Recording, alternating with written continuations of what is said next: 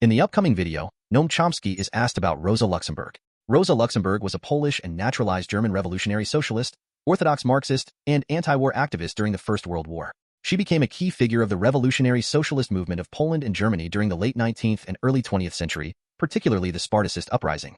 Now off to this wonderful video, and following how Chomsky was influenced by Rosa Luxemburg.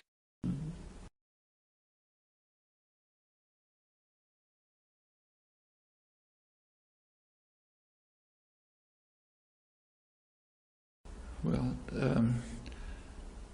I think her observation is basically accurate. I mean, in a society where people tend to be submissive and subordinate and don't question authority and consider that it's their place in life to follow orders, if they carry out something called a revolution, it's very likely to end up being another version of the same society with different leaders and so on, maybe a caudillo, a dictator, or whatever.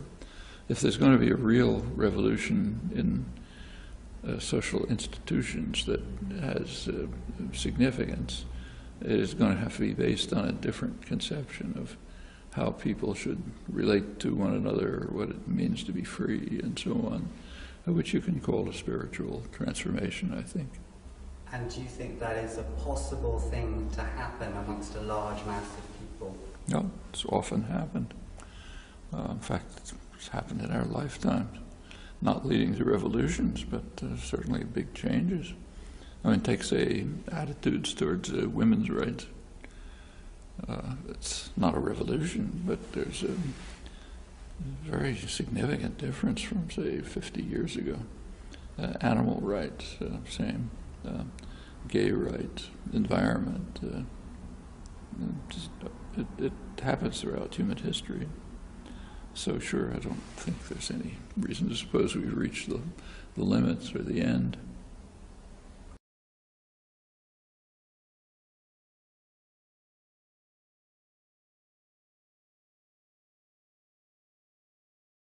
I took the slogan, as you say, from Brazilian rural workers.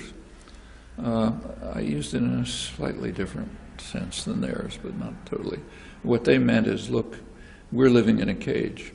This is during the dictatorship, very harsh circumstances. The landowners and military forces, very violent. These are extremely repressed people. So we're living in a cage, but there are things we can do to expand the floor of the cage. That's what they were doing when they were trying to form the rural unions, farm workers unions, and so on. I borrowed it in a slightly different context. It was in the context of anarchist critiques of relying on state power to improve and protect circumstances of working people, the poor, vulnerable populations, women, children, and so on. And my feeling is you should support those. And there are people who think of themselves as principled anarchists who say you shouldn't because we're opposed to state power. So the analogy that I was trying to express was that the cage is kind of a state. The cage is the state, and it is repressive, I agree. But outside that cage, there's a saber-toothed tiger, namely private capital, which wants to get in there and tear you to shreds. So you need the cage, and you can expand the floor of it. You can get more reforms, and this is quite concrete. So things like safety and health reforms, or the inspectors for mines, where horrible accidents take place all the time, or a National Labor Relations Board intervention to slightly improve the conditions under which union elections can take place, or social benefit problem, pensions, health care, and so on. I think it's fair to regard that as kind of expanding the floor of the cage, and I think it's the right thing to do. In fact, if you look at the old, serious anarchist journals, like, say, Freedom in London, If a large part of each issue is devoted to expanding the floor of the cage in this respect, or at least keeping it from contracting, so defending workers' rights and pensions and so on. And as far as reform, this is reformist, but as far as reform and revolution are concerned, I've never seen that as a conflict. In fact, if it's going to be a meaningful social revolution, one that'll have a positive outcome, I think it's pretty likely, maybe almost certain, that it will be after the population has come to understand, a very large part of it has come to recognize we've reached the limits of reform. Now, there's no reason why anybody should turn to revolution if reform is still possible.